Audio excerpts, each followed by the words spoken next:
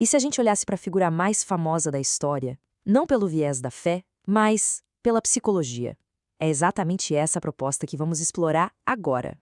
A gente vai mergulhar na análise psicológica de Augusto Cury, que retrata Jesus Cristo de uma forma diferente, como um mestre da inteligência emocional. Então, o nosso foco aqui é entender a estrutura psicológica apresentada no livro O Mestre do Amor, que usa a mente de Jesus como um estudo de caso para revelar lições de resiliência e autocontrole que servem para qualquer pessoa. Ok, vamos lá. A análise toda começa com uma ideia bem fundamental, a de que existem dois tipos de sabedoria, e essa diferença é a base para uma mente realmente equilibrada. O argumento do Cury é que a verdadeira força emocional não vem daquilo que a gente sabe, mas, na verdade, da consciência do que a gente não sabe. E é isso que ele define como sabedoria superior. Tá, mas como é que essa tal sabedoria superior funciona na prática, no dia a dia? Para entender isso, a gente precisa olhar para a mecânica interna de uma mente que consegue se manter serena, mesmo no meio do caos total. É aqui que Cury apresenta um conceito chamado registro automático da memória, ou RAM. Pensa nisso como se fosse uma câmera que está ligada o tempo todo na nossa mente, gravando tudo, principalmente os momentos de grande emoção.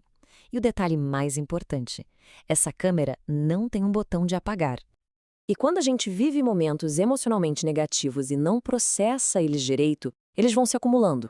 Com o tempo, eles criam o que o autor chama de verdadeiras favelas psicológicas dentro da nossa mente.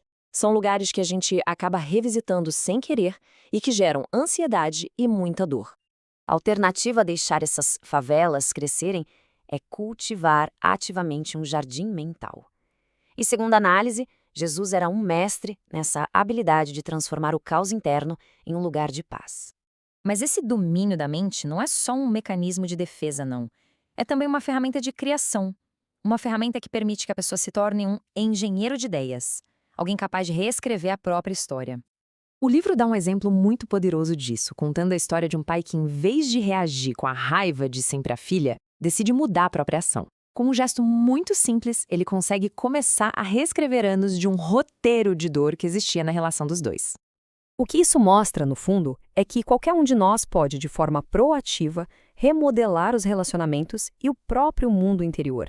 Basta quebrar os padrões antigos com ações novas e conscientes. E tudo isso nos leva ao que seria o teste definitivo dessa força mental.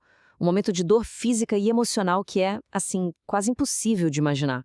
Durante a classificação, a análise de Cury foca em dois momentos psicológicos que são absolutamente cruciais. O primeiro deles, ele recusa uma bebida que serviria para aliviar a dor. Foi uma escolha totalmente deliberada de encarar aquele sofrimento com total clareza mental, de não deixar o instinto dominar a razão. E o segundo, nesse estado de completa lucidez, no auge do sofrimento, as primeiras palavras dele não são de dor ou de raiva, são palavras de uma empatia e de um perdão impressionantes. Então, veja bem, isso não foi só uma declaração religiosa. Foi a expressão máxima de uma mente que tinha alcançado um domínio completo sobre a própria dor e sobre os seus instintos mais básicos.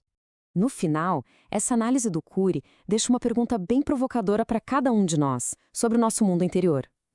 A nossa memória é um jardim que a gente cultiva com paz e resiliência? Ou é um deserto tomado por dores que a gente nunca resolveu?